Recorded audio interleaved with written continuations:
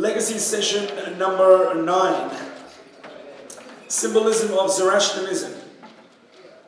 And that's going to be the introduction to the Purvez Rustomji legacy. Purvez Rustomji, born in 1938, always had a smile on his face and a twinkle in his eye. His life was surfaced with a great passion for giving and an abandoned love for the Zoroastrian community. His early years were spent in Quetta, Pakistan, a town that was dear to him for its wild roses, fruit trees, and life-affirming neighbors. Yet, even as a graduate from Pierre St. Dupont High School in Wilmington, Delaware, he had a passion for the innovative spirit of America. He later graduated from NED Engineering College in Karachi, Pakistan, and received his master's in structural engineering from Columbia, Missouri. In 1979, after he settled with his family, wife Aban, son Arish, daughter Narina in Houston, he soon started his own business, Coding Engineers Incorporation, later renamed Coding Industries, which was renowned for delivering quality work. As a founding member of the Zoroastrian Heritage and Cultural Center, he was deeply committed to developing a religious home for Zoroastrians in Houston. Community members rightly claimed that he knew the placement of each and every brick in the building. His efforts to promote education in the Zoroastrian community were also on a national and international stage.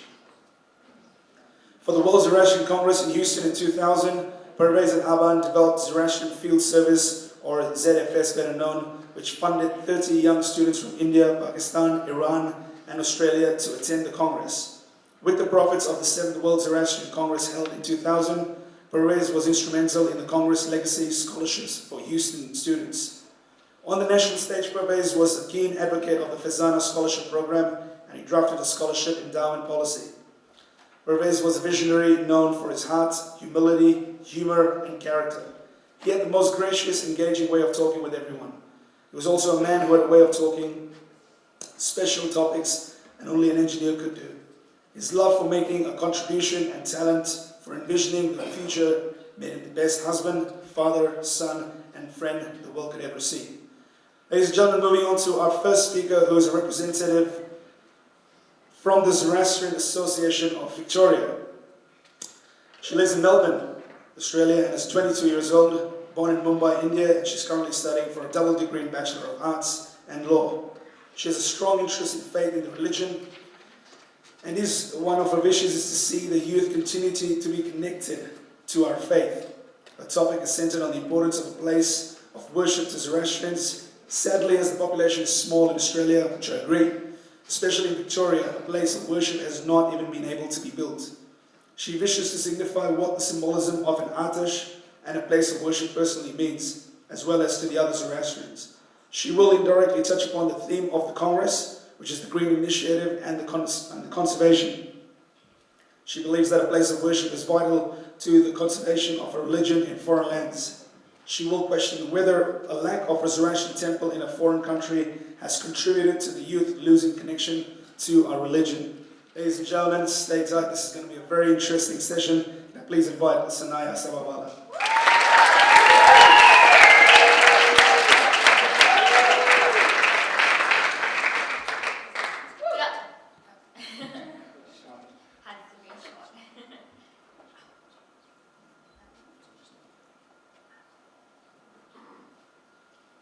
Good afternoon, fellow Zoroastrians.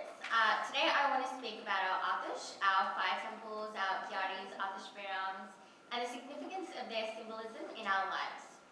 When Zoroastrians move away from India and Iran to foreign lands, as many of us would have done, where we do not have our Gyaris, we find we lose access to our places of worship. I wonder whether this is a factor that significantly contributes to this disconnect I feel us youth have towards the religion. Does it affect our ability to foster togetherness throughout our community? The Atash is one of the most important and fundamental symbols of our religion. It is pretty much at the center of all of our rituals. I think most of us would keep a diva in our homes, and we would often attend sessions where the Atash is center stage. It represents to us the natural source of heat and light. Zarathustra spoke of the fire as the powerful creation of our master, and said that the fire gives guidance and help to the faithful, by illuminating the path of Asha, or truth. Zarathustra made fire the symbol of our monotheistic faith, the symbol of sublimity, grandeur, and purity. The Atashperam, Agyari, or Darimir are our temples of worship.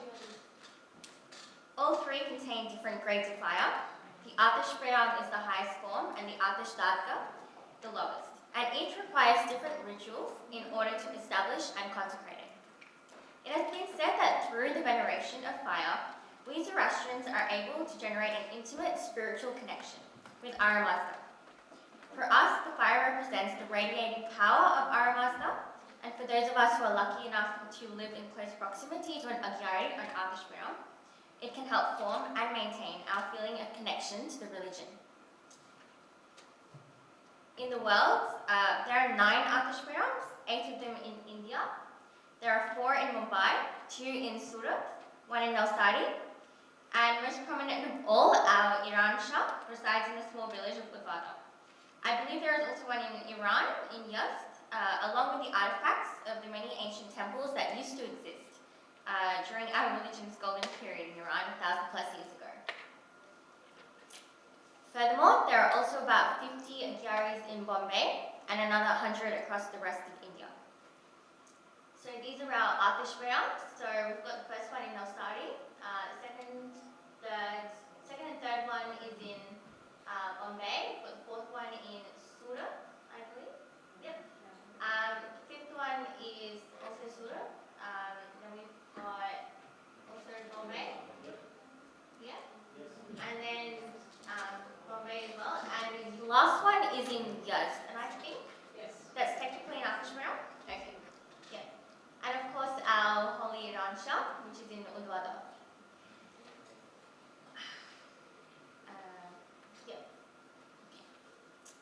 So another 27 of our temples exist around the rest of the world.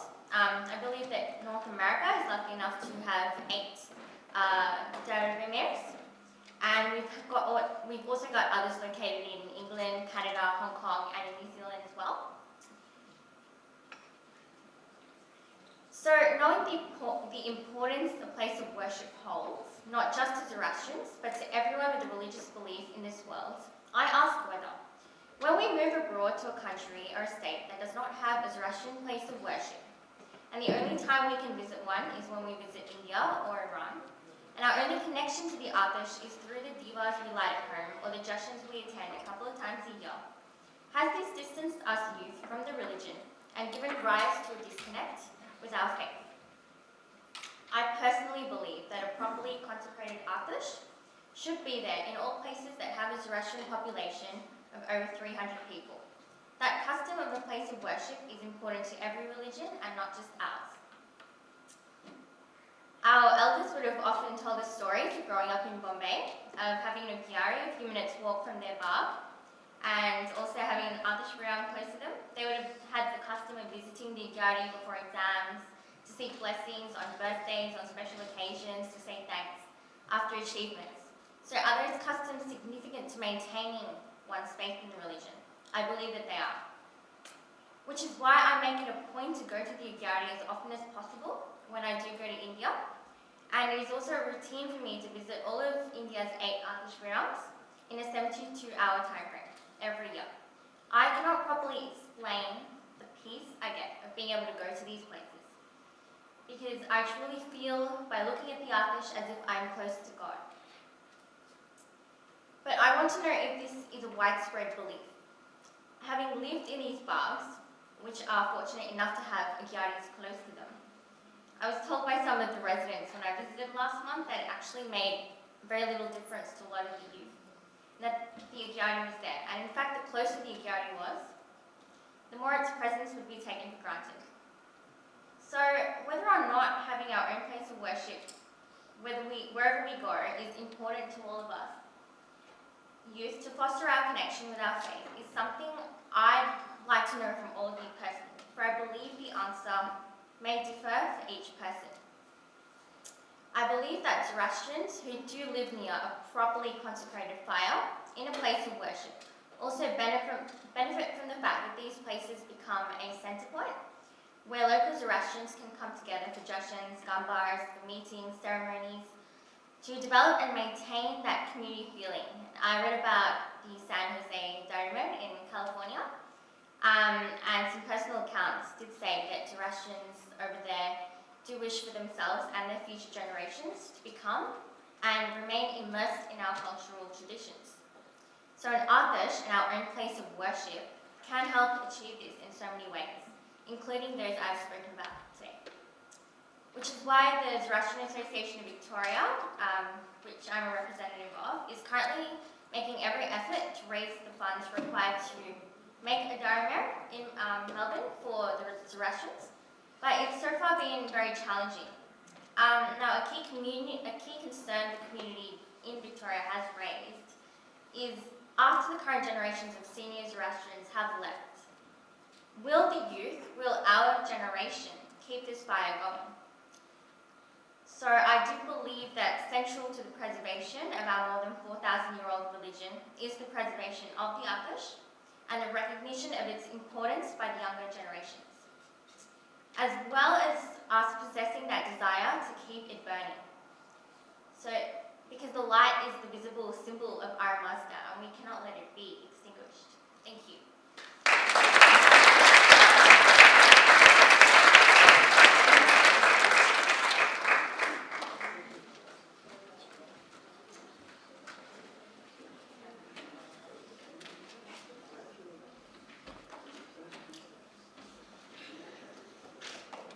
Right, ladies and gentlemen, our first speaker is Sanaya Sabavala. That was very, very well covered. Getting on to our next speaker for the last session. He is from New Jersey, US of A, graduated from Princeton University with a focus on politics and economics. He's interested in a career in finance and is currently an investment associate at an investment management company. Since a very young age, he has been an active member of the Zoroastrian Association of Pennsylvania and New Jersey, and has volunteered for numerous community and service events.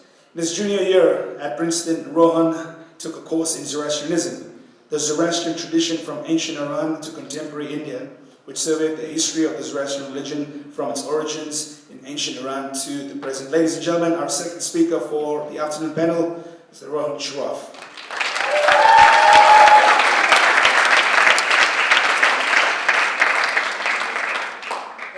Can you hear me? Good afternoon. Thanks for hanging out. Really appreciate it. So, symbolism and Zoroastrianism. It's a very broad topic. So I tried to pick some symbols which I myself wasn't familiar with, and hopefully that you may or may not be familiar with, and kind of tell you a little bit about their symbolism. So forgive me if it's a bit repetitive to some of you who are a little bit more educated in religion than I am. So I want to start out by thanking the organizing committee for arranging this conference and for giving me the opportunity to speak today. I would also like to thank Mrs. Feroza Pandaki Mistry for her help with this presentation. So our religion teaches us to care about all of Ahura Mazda's creations like water, animals, and plants, and therefore the symbols that I chose today are going to be going along with the Green Initiative theme of the Congress. So religious symbols. Symbols and imagery as conveyed by the religion and in epic stories of the faith, such as the Shahnameh, are integral to the understanding of the religion and its traditions. Symbols serve the purpose of fixing an idea or principle in the individual or community's memory bank, which can later be harvested for confirming one's understanding of the faith and to emphasize one's own link with the faith. What this means is that when your mother or father told you as a child that as a Zoroastrian, you could not eat a rooster, or that as a Zoroastrian, you could not disturb the waters or plants at night, they are embedding in you, in your mind, images and symbols of traditional ideas, which you could tap into at a later time. Hence, symbols by way of the story it tells, communicates ideas, touches upon our minds, and remains in our hearts. For ancient religions such as Zoroastrianism, symbols and images are integral to the understanding of the religion and its traditions. So let me try and explain what some of the images represent in our religion. The rooster. The white rooster is said to be the companion of the Yazata Sarosh. The crowing of a rooster is said to herald dawn and banish the forces of evil at night. According to legend, when the evil king Zohar was captured and tied with chains under Mount Demavan, Zohar, the demon king, licked at the chains all night to weaken them.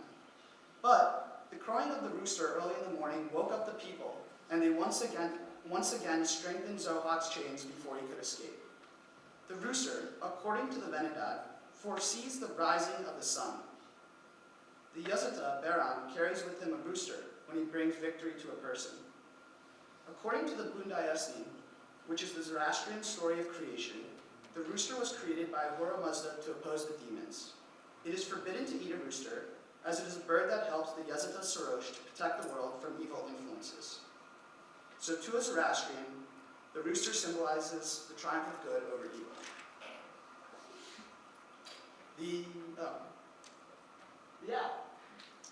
In the stories of the Shahnameh, both King Faridun Akhyawan and King Kaus carried on them the feathers of an owl for protection. In the Avestan text, the feathers of an owl are seen to have protective qualities and were worn as a kind of talisman or amulet. Soldiers and men leaving on a journey were asked to rub its feathers on their bodies for protection. It was believed that no enemy could harm such person who carried the feathers of an owl. According to the Baram Yash, the owl brings victory and glory. Zoroastrian farmers also favored the owl, as it can see at night, and therefore is able to kill vermin and other creatures that destroy crops. Hence, in Zoroastrianism, the owl is seen as a lucky bird that brings with it good fortune. The Simurgh. It's a mythical thing. The Simurgh appears in Iranian mythology as a mythical bird with a giant wingspan. According to legend, the great Simurgh bird took care of the baby Zal when his father Sam abandoned him and left him to die on the mountainside. Zal was an albino, and his father, the king, was frightened by his physical appearance. The Shahnameh story tells that the Simurgh gave Zal 2 feathers from her plume and asked Zal to burn them if he ever needed help. Later in his life, when Zal's wife Rudabeh lay dying in childbirth, Zal burned the feathers to summon the Simurgh. The Simurgh arrived, saved Rudabeh, and helped in the safe delivery of the child, who later became one of the greatest Persian heroes, Rustom the warrior. At the time of the creation of the world, the great Simurgh bird is said to have sat on the tree of all seeds and flapped its huge wings to help spread the seeds in all directions of the world for trees, plants, and flowers to grow. Hence, symbolically, the Simurgh is said to bestow miraculous treatment and fertility. The winged bulls, many of you probably have seen them at the entrance to Gyaris and Ashbarams. The winged bulls are found at the gateway of all nations, built by King Xerxes, 486 to 465 BCE, at Persepolis. These religious icons today decorate the entrances of fire temples, buildings in different parts of the Zoroastrian world. These bulls are said to be the guardians of the gates of heaven. The wings represent the spiritual world, and the head represents the psychological world. The body of the bull represents the physical world, and thus symbolically the winged bull is the guardian of the spiritual, psychological, and physical worlds. That's the wrong one. There we go. The fish. In the Persian riwayats, when Ahura Mazda created the home tree, he placed the tree in the middle of the ocean. He then created the carfish for protecting the tree. The carfish, it is believed, swam around the home tree, keeping it safe and protected it from evil creatures. According to legend, the crown of King Jamshid was swallowed by the carfish, which kept the crown safe from the forces of evil until the rightful king of Iran ascended the throne. The 4-day Zoroastrian marriage ritual begins with the Dai Machi Niri, where raw fish is given along with a bowl of sweet to the respective families. The bridal dress worn by the Zoroastrian woman of Yazd has the symbol of fish embroidered on the legs of the shalwar as a mark of prosperity and good fortune for the new bride.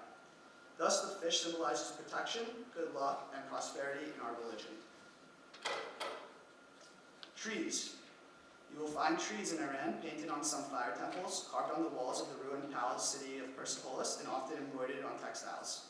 Trees are planted to mark the birth of a child during the pre-wedding rituals and often in memory of someone who has died.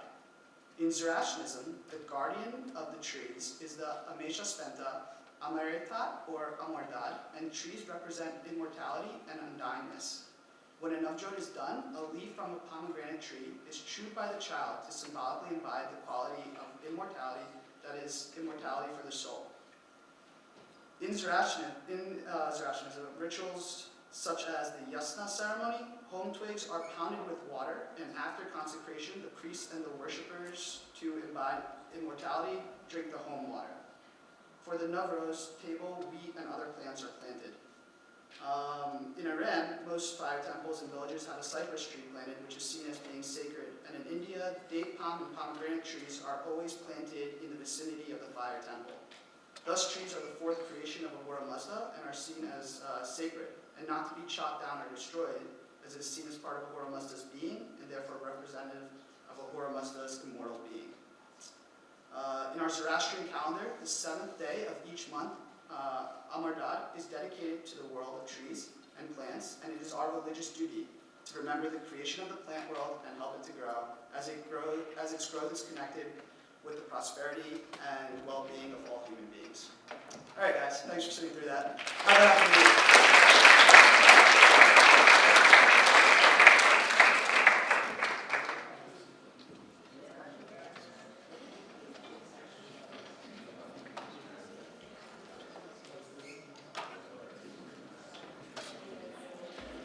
Right, ladies and gentlemen, that was Rohan Shroff, our second last speaker for the afternoon session. All right, we've got one more speaker. You want to hang in there? You want to hear her out? 32 years old, as a senior cabin crew member with an international airline. Born in Pune, she relocated to Mumbai after completing her bachelor's in hotel management. Her interests in different cultures drew her towards the airline industry and has been exploring international waters for a little over a decade now. Her hobbies include a passion for the arts and humanities. Her discussion will focus on how symbolism in Zoroastrianism is perceived today. By sharing her interpretation of the importance of remaining grounded to our roots, history and traditions, yet at the same time staying true to ourselves and evolving in today's accelerated society. Ladies and gentlemen, we got our last speaker over here today. Let's hear it up for the very beautiful Binaipher Batliwalla.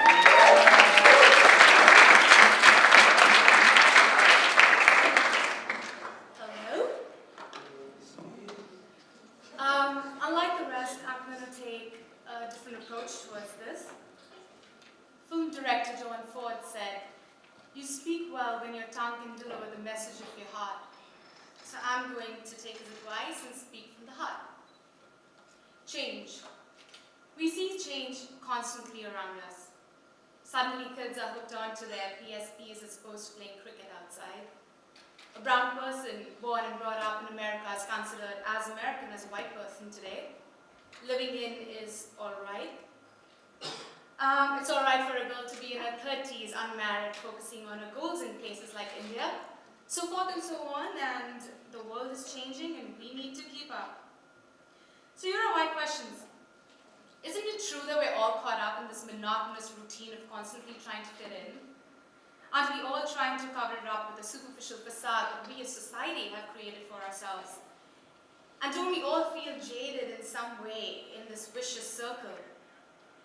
Over a period of time, I find superficial is now the new natural. We are changing constantly and change is growth. But how much change? I'm sure at some point of your life you've asked yourself this question: how much are you really willing to sacrifice to actually make that fit in society today? And can you actually root out the culture and religion that's in your bones? Most of us will find ourselves confused. We come from an era where we're taught to think within the box. Don't ask questions, just follow, because I say so. And then there came an era where we're taught to think outside the box. Ask questions: what, how, which, when, why. Today I urge you to think like there is no box. This box is nothing but societal pressure that we bring upon ourselves. Don't confine yourself to it. There has to be change in the mindset to actually move with time. So here are some ideas of what I believe symbolism is. I like to think of some as non-interpretable symbols. For example, I'm an air stewardess, and me ranting off about how it's non-smoking flight has little effect as compared to a drawing of a cigarette with a circle and a line across it, because there is no other meaning other than this is not loud. And then there are some interpretable symbols. For example, a piece of art, half black and white, could be the yin and yang to some, but to me it could mean transparency, no shades of gray. Tattoos in some cultures are taboo. whereas to a Native American, it could be a sign of valor for a war that he's won. Most of us are wearing this beautiful farwahar, and we all know the deep-rooted theological meaning behind it. But how about I tell you that since today we just decided to think like there is no box. Today it could be and mean anything that resonates most to your heart, whatever you're in sync with. So maybe the 3 layers of the wing is not the traditional humata hukita hugarashta today. To me it could mean the 11 years that I've given to the airline industry. I have wings so I can fly. Freedom, independence. Maybe the man's face facing forward could be constant movement. Maybe his hand in front could be aspire to aspire. Goals, limitation, nothing. It could just be anything that you resonate with, whatever's closest to your heart. And maybe just like that, if we do not look at Zoroastrianism as a religion with a specific set of guided rules, and rather we look at it as a way of life, it is a lot easier for us to be honest to ourselves and true to ourselves and not get caught up in this rut of you can do this and you can't do that, but actually focus on being good individuals. I asked a few non-Zoroastrians of what they thought of us. A few of them said funny, eccentric, loud, loyal, good-looking bunch of people. And then there was some that said, you guys think you're clannish, superior, exclusive, dying, arrogant. And believe me, somewhere, we realize that parts of these things are true, maybe because we are such few. I know you've heard of deeper the roots, taller the tree. We have to go back to our roots to remind ourselves where we come from, but don't let it dominate your thinking. Question yourself, mold our learnings in today's ways. Go back to your roots, take what you want from it, and grow 2 folds more. If you go back in time, Prophet Zarathustra did not teach you, you can do this and you can't do that. He said, hey guys, here's an idea, good thoughts, good words, good deeds. The 3 fundamental pillars of our community. The rest of the rules are all man-made, just to channelize his teachings. But over a period of time, we've gotten so caught up in the politics of it all, that we've actually forgotten the sense of good thoughts, good words, good deeds. And maybe that's why sometimes we can come across as arrogant or clannish. But we are not superior, we're not clannish, we're not better, we are all equal. Everything is connected and goes full circle. When you're true to your heart, you're more passionate. When you're passionate, you're happier, you're nicer, you're more patient, you're non-judgmental. Automatically, what's happening is you've created good thoughts, good words, good deeds without realizing it in ways that's truest to your heart. All of a sudden, hiking is cool, and biking is cool, and growing your own vegetable garden patches is cool. You see, what's happening is we all in some way are trying to get out of this monotony, what society thinks is cool, and subconsciously lead a more organic lifestyle. I'm asking you to grow organic from within. And to attain that, we have to go back to our roots, and not just do stuff because we have to. Take what you want from it, take what you believe from it, and try and apply Zarathustra's teachings in today's world in your own exclusive way. I'm not saying don't wear the sadra and kasti. Wear it. But perform acts that make you worthy enough to wear that symbol of armor. A child reciting his prayers in front of the Atash is every Zoroastrian parent's dream come true. But what his mind is really going to absorb is from watching his parents be good, generous, compassionate individuals, watching their acts of kindness towards animals and people. The Atash in front of the child is merely a reminder, an aid to open-eyed meditation, for him to get about his inner higher self. And we do need these constant reminders, and that's why the Atash is so important to us. You and I, eating, breathing, sleeping, talking, laughing, joking, we are symbols in Zoroastrianism. At the end of the day, when you look at your farwar, in your neck, it should remind you of who you are, you in your most organic, growing form, practicing our learnings, remodeled into today, and growing onward. Just like the objective of the Congress, adapt, enhance, and evolve, symbolism in Zoroastrianism is in you. A representation of past, present, and future. Thank you.